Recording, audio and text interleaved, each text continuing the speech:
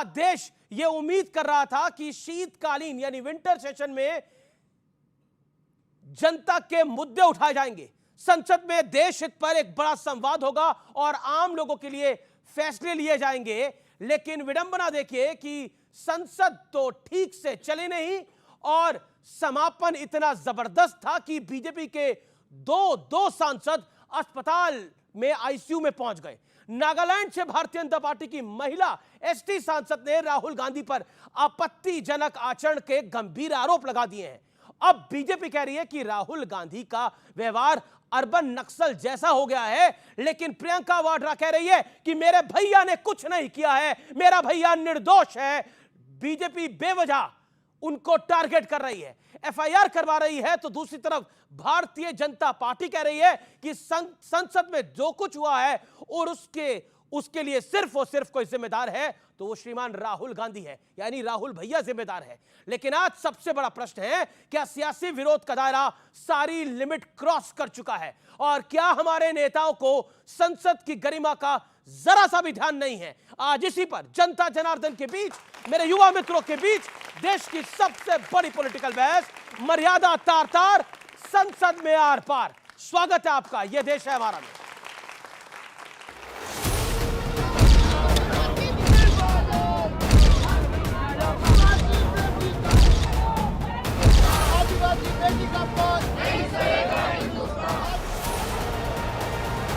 संसद का शीतकालीन सत्र तो बीत गया, लेकिन सत्र खत्म होने के ठीक पहले जो घटना घटी उसे हमेशा याद किया जाएगा। आरोप लगा कि राहुल गांधी के धक्के से दो सांसदों को इतनी गंभीर चोट लगी कि उन्हें अस्पताल के आईसीयू में भर्ती कराना पड़ा। क्या राहुल, क्या शर्म नहीं आती है? क्या शर्म नहीं आती है? गुंडा करते हो, बूढ़े को गिरा दिया जाता है। इतना कौन सा गुंडा करते हो? 13 दिसंबर को पाकिस्तान ने हमारे संसद पर हमला किया था। 19 दिसंबर को गांधी परिवार ने 2024 में उन चीजों को दोहराया। अहंकार की पराकाष्ठा, जो उनका रवैया था वो बड़ा दुर्भाग्यपूर्ण था। क्या संस्कार है, क्या सोच है, उन्होंने एक तरह से हुड़दंग मचाया है। भारतीय जनता पार्टी को जो फेस ऑफ हुआ है उसके लिए माफी मांगनी चाहिए, क्योंकि इसके लिए केवल भारतीय जनता पार्टी की सरकार और भारतीय जनता पार्टी के मेंबर ऑफ पार्लियामेंट जिम्मेदार हैं।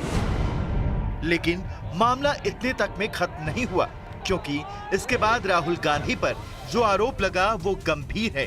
नागालैंड के एसटी समुदाय से आने वाली बीजेपी सांसद फेंगनॉन एस गोयांग ने आरोप लगाया कि राहुल गांधी ने उनके साथ अमर्यादित व्यवहार किया। Leader of opposition of the Lok Sabha, Shri Rahul Gandhi ji, came in very close proximity of me, and I really feel uncomfortable. And he started shouting.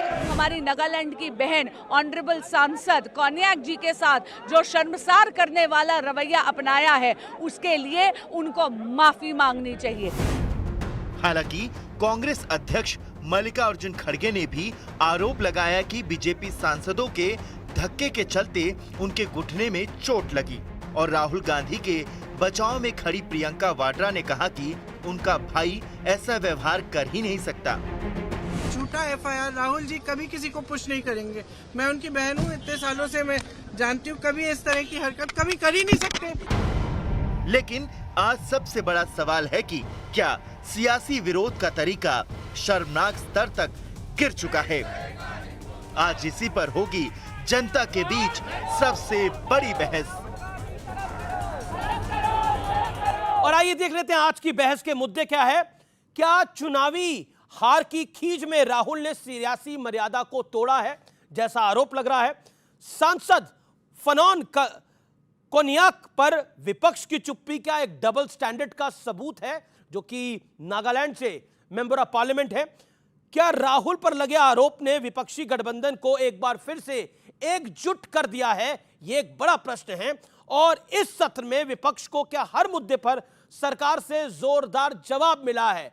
क्योंकि हमने देखा अदानी के जवाब में सोरोस आए और जब अंबेडकर की बात हुई तो फिर धक्का मुक्की आ गई बीच के अंदर।